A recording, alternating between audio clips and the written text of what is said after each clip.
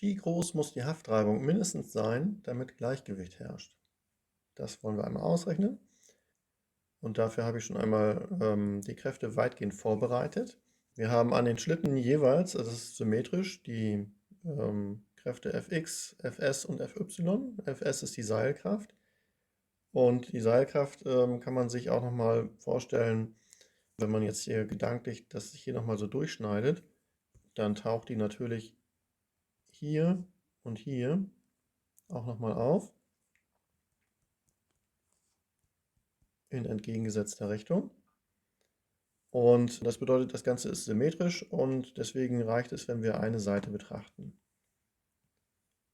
Die Ausdehnung dieser Klötzchen, die kann dabei vernachlässigt werden, also in diesem Fall jedenfalls.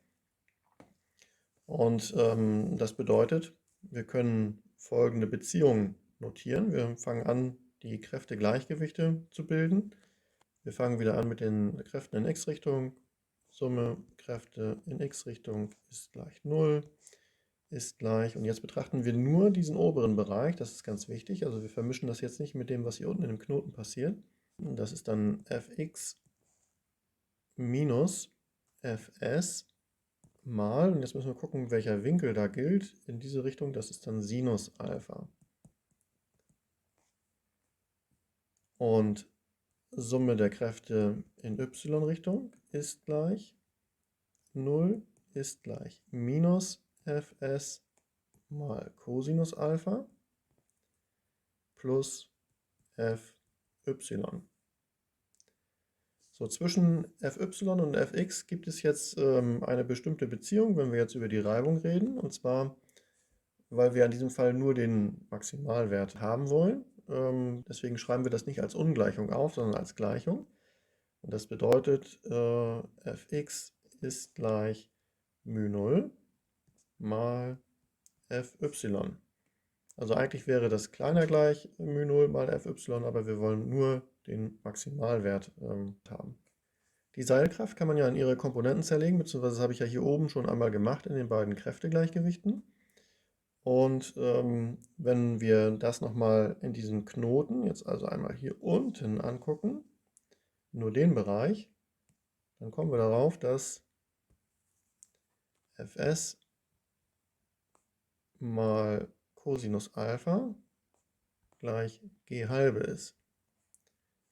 Und deswegen ist Fs gleich g durch 2 mal Cosinus Alpha. Das setzen wir jetzt ein in diese Gleichung hier oben, in die x-Richtung. Und dann kommt da raus, Fx ist gleich, so, Fs ist g durch 2 mal Cosinus Alpha mal Sinus Alpha. Und das kann man auch anders schreiben, denn das ist gleich g halbe mal Tangens Alpha. Als nächstes lösen wir Fy aus der Summe der Kräfte in y-Richtung. Und da kommt raus, Fy ist gleich. Und jetzt können wir gleich wieder g halbe mal oder g durch 2 mal Cosinus Alpha einsetzen. G durch 2 mal Cosinus Alpha und das Ganze mal Cosinus Alpha. Und das kürzt sich natürlich raus und deswegen ist das Ganze g halbe. So, jetzt haben wir Fx und Fy ausgerechnet und das heißt, wir können das jetzt in unsere Gleichung, die wir hier oben haben, einsetzen.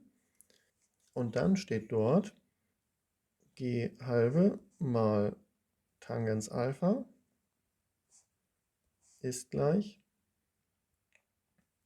μ0 mal g halbe. Und das heißt, das beides kürzen wir raus und dann ist μ0 gleich Tangens Alpha. Und damit ist die Aufgabe gelöst.